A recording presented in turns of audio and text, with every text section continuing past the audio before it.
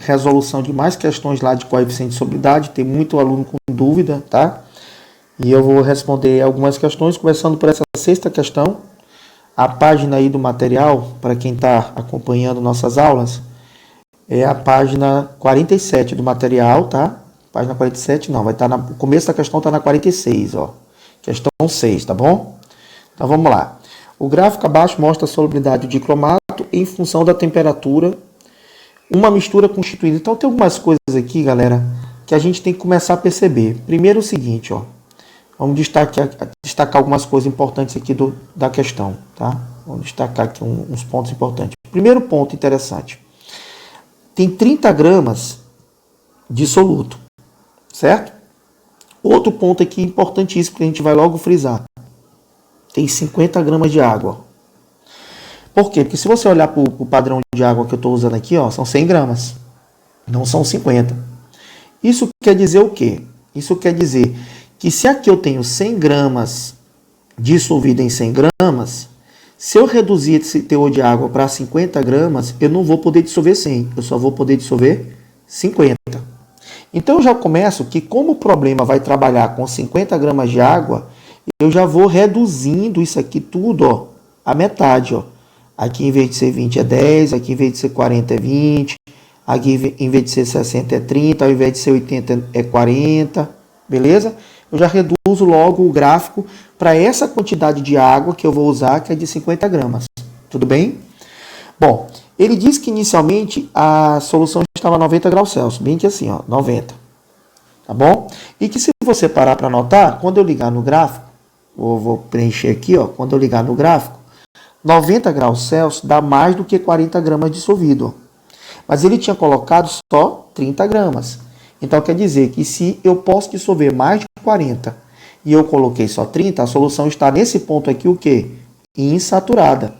Ou seja, eu tenho uma massa dissolvida que é 30, que é menor, vamos botar aqui 45, tá? Menor que 45 gramas. Então, a solução estaria insaturada. Pois bem, só que ele disse que essa solução foi deixada esfriar lentamente, né? E ele quer saber qual é a temperatura aproximada que começa a cristalizar, ou seja, que começa a formar corpo de fundo. Começa a formar corpo de fundo. Tranquilo? Bom, pessoal, essa questão é bem simples e é uma questão que sempre cai em vestibulares e eu vou te dar uma dica de ouro. Pessoal, cristalização sempre vai acontecer a partir daquele ponto, daquela temperatura que você dissolve o máximo que você tem de soluto. Marlos, não entendi. Qual é o máximo que eu coloquei de soluto aqui? Não foi 30 gramas? Esse aqui não é a massa de soluto que eu tenho dissolvido? Então, quando é que vai começar a cristalizar? Numa temperatura que dissolver menos que 30. Então, o que eu vou procurar no gráfico? Vamos botar aqui uma outra corzinha aqui para destacar verde. Eu vou procurar no gráfico a massa que eu tenho no máximo dissolvida, que é 30. Então, no caso aqui, seria esse valor aqui, 30. Vou ligar no gráfico esse valor de 30, que dá esse ponto, e eu vou ver em que temperatura eu vou estar dissolvendo para 50 gramas de água, ó, em que temperatura eu vou estar dissolvendo esses 30 gramas. Então, ligando aqui no gráfico, eu vou ter a temperatura entre 60 e 80, eu vou ter 70 graus Celsius. Então, pessoal, é claro que qualquer grau Celsius abaixo de 70 vai estar dissolvendo menos. Por exemplo, vou botar aqui uma outra cor. Vamos botar aqui... vamos botar aqui esse amarelinho para não confundir a gente. Aí aqui eu vou fazer uma linha reta aqui só para poder a gente não se perder. Então vamos lá. Ó, eu vou pegar bem aqui, só por exemplo, um valor muito próximo aqui, muito próximo, ó, de 70. Vamos botar aqui tem 68 graus, tá? Se eu ligar esses 68 graus no gráfico, vem aqui, e eu for ligar aqui, ó, como já está abaixo de 30, certo? Então já está dissolvendo menos de 30, certo? Consequentemente, o que eu posso concluir?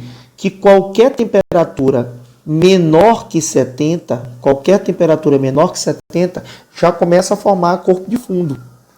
Aí o aluno pode querer dizer assim, Marlos, então, tá respondido, a resposta é 60. Não, pessoal. 60 não é a temperatura mais próxima do ponto de saturação de 30.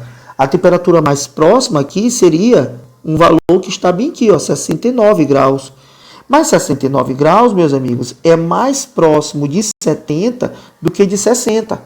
Então, quer dizer, qualquer temperatura que esteja aqui muito próximo de 70 já vai começar a dissolver menos que 30 e, portanto, formar corpo de fundo. Consequentemente, como ele quer a temperatura, olha aqui, ó, vamos ler o texto, olha o que ele está querendo, a temperatura, o que, meus amigos? Aproximada.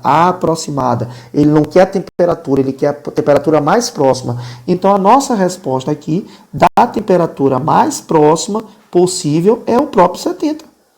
Então, a temperatura mais próxima que eu vou ter precipitação seria os 69 graus, mas não tem nenhuma opção com 69 graus. Consequentemente, se qualquer temperatura abaixo de 70 vai haver precipitação, formação de precipitado, então 69 graus é mais próximo de 70 do que 69 graus é próximo de 60. Tudo bem? Então, a resposta da gente é 70 graus Celsius. Pessoal, continuando nossa resolução das questões gabaritadas, né, as questões para casa.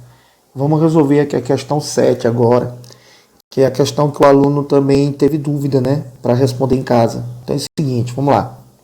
Quando o composto hidróxido de lítio é dissolvido em água, forma-se uma solução que contém íons lítio e hidroxila. Em um experimento, certo volume de solução aquosa de hidróxido de lítio à temperatura ambiente foi adicionado a um becker de massa 30, resultando uma massa total de 50 gramas. Bem que a gente começa logo a tirar alguns pontos importantes. Ó, presta atenção. Aqui eu tenho uma balança e eu tenho um becker. Esse becker, só o becker, estava pesando 30 gramas. Aí o que ele fez? Ele foi lá e adicionou uma solução. Né?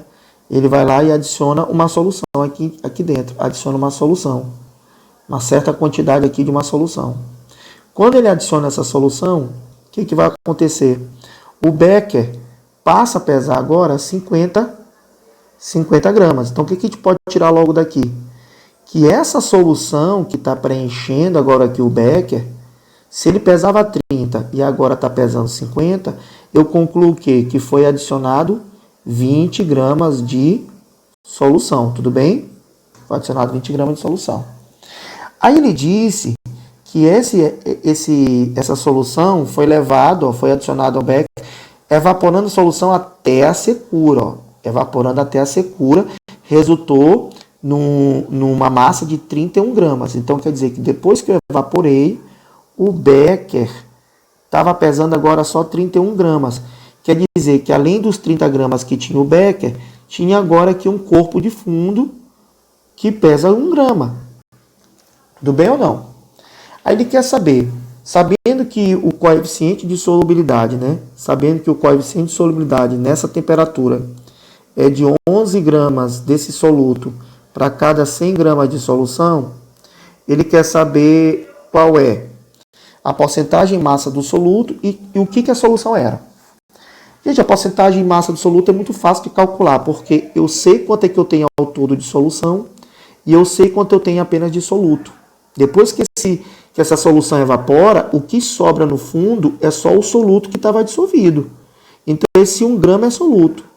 Então, o que eu posso concluir? Os 20 gramas, que é a solução toda, equivale para mim aos 100%, ao todo da solução. Mas desses 20 gramas, quantos gramas era soluto? Apenas 1 grama. Então, esse 1 grama de soluto me representa X% da solução. Que você fazendo o cálculo vai dar 5%, ok? Então, eu já tenho duas possibilidades, letra A e letra B com 5%. Mas agora eu preciso definir se a solução estava saturada ou insaturada. E, portanto, agora eu vou usar como o segundo dado agora, eu vou usar o coeficiente de solubilidade para fazer a segunda parte da questão. Ora, o que diz lá o coeficiente? Que para eu dissolver 11 gramas de soluto, eu preciso ter 100 gramas de solução. Só que, meus amigos, eu não tenho 100 gramas de solução. Eu só tenho 20 gramas. Então, para 20 gramas de solução, qual é a quantidade máxima de soluto que eu posso dissolver?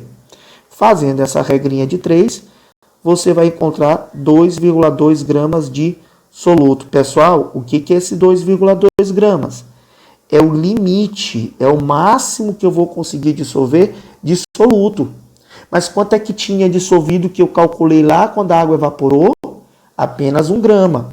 Ou seja, essa massa que eu tenho dissolvido de 1 grama é menor do que o coeficiente de solubilidade para esses 20 gramas, que é de 2,2, que é o limite dissoluto. Então, quer dizer que esses 2,2 é o máximo que eu posso dissolver nos 20 gramas de solução, mas eu só tenho dissolvido 1 grama, aqui embaixo. Consequentemente, se minha massa dissolvida é menor do que o limite, a minha solução está insaturada. Então, a resposta, letra A de amor. Valeu, galera!